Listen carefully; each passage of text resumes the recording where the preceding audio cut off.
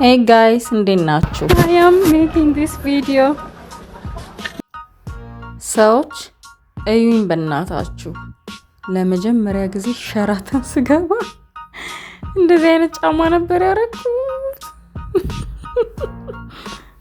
Oh my god.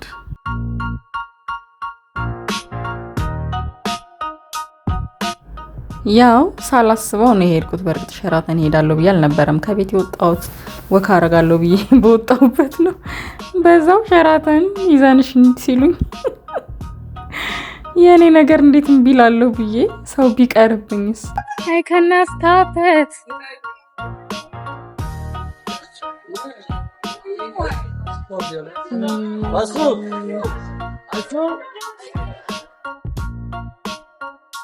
I am recording a video that I will send it and come to Sheraton. Who does that?